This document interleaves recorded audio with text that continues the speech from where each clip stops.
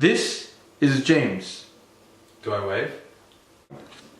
And this is Tom. They are housemates. And they like to eat a lot. Which means they create a lot of dishes. James and Tom hate doing dishes. But they absolutely love playing FIFA. Go! FIFA is a soccer game made by EA. Hey, it's your turn to do the dishes. It's been a week since we've last been on. In a perfect world, they would both be happy to sit back and play FIFA and let the dishes pile up. But they have a very strict landlord, Ziva, who can call in at any moment to check the state of the apartment. If the apartment is messy, such as when the dishes haven't been done, Ziva imposes a large fine on James and Tom, which leaves both of them completely broke. We wish to examine this scenario as a simultaneous move game. Whilst we could examine a sequential move game, we all know what the outcome is going to be. There are two players, Tom and James. It is a one-shot simultaneous game. Overall utilities are used to measure payoffs. Two strategies are available to each player. They can either work or play FIFA. If they both wash dishes, they will not get fined. Having said that, they aren't all that happy, hence a payoff of -2 and -2. If they both play FIFA, they will get fined. Money does not grow on trees, so the payoff will be -10 and -10. If one player washes dishes while the other plays FIFA, they don't get fined. However, that would mean that one player would have more leisure time while the other player is stuck with the dishes, which makes him less happy. The player washing dishes would thus have a payoff of -3, while the other player has a payoff of 8. However, they don't end up getting fined.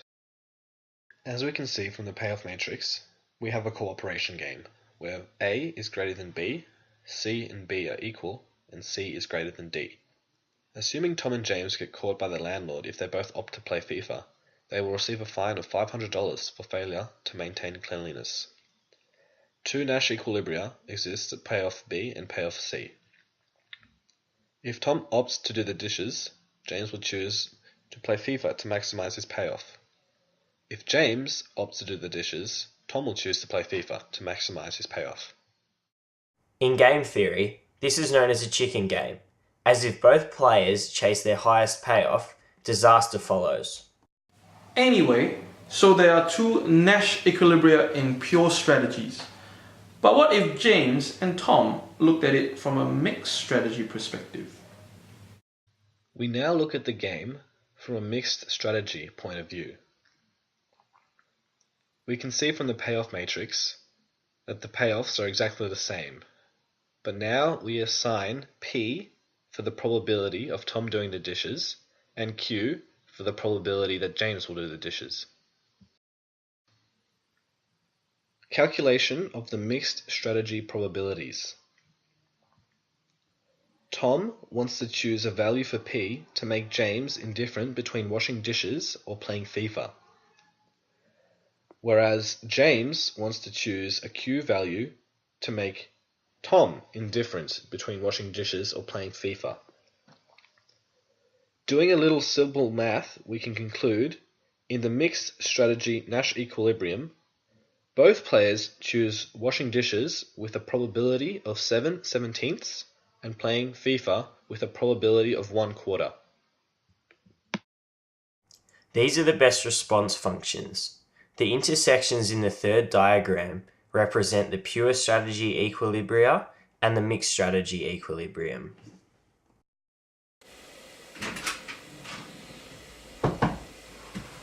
Hey, do you have space for another housemate?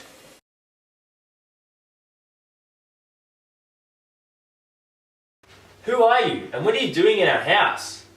Well, I was just walking around the neighborhood and I thought, oh, the door was open. But that meant I could come in. What? No. Are you insane?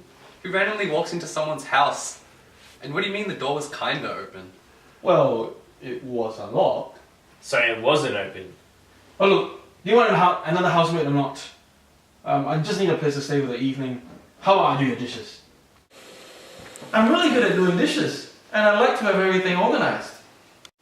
That way you can play your stupid game. I hate playing this crap. And now I have a place to stay. So now, James and Tom know their best responses in a mixed strategy scenario. But since this random guy Cornelius just walked in, they decide to work out together whether it could benefit both of them if Cornelius stays with them. As Cornelius does not mind doing the dishes as much as James and Tom, he will receive a 1 unit better payoff whenever he has to do the dishes. However, as he really hates playing FIFA, his payoff for this will be -2. Like James and Tom, he also wants to avoid a fine, so will also receive a payoff of -10 for being fined by Ziva. This is the payoff matrix in a 3-player scenario. Using the best response method, we can see there is a Nash equilibrium as highlighted, where James and Tom will both play FIFA and Cornelius will do the dishes. It is quite clear this scenario is extremely unfair for Cornelius. In real life, if James and Tom had some form of moral compass, they would likely feel bad for Cornelius and could help him with the dishes. However, game theory largely discounts human morality and fairness, so from a purely theoretical perspective, the reasoning is sound. So, James and Tom have worked out using game theory that by allowing Cornelius to stay, it benefits both of them, as they reach a Nash equilibrium. Cornelius will do the dishes to avoid getting a fine from Ziva, while James and Tom can play FIFA as long as they like.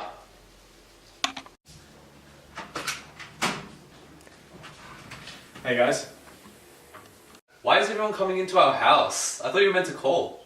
Well, I saw the door was open. I thought I'd make a random inspection. Then, when Ziva randomly checks in, he is happy and there are no fines anymore. Because I'm happy. Clap along if you feel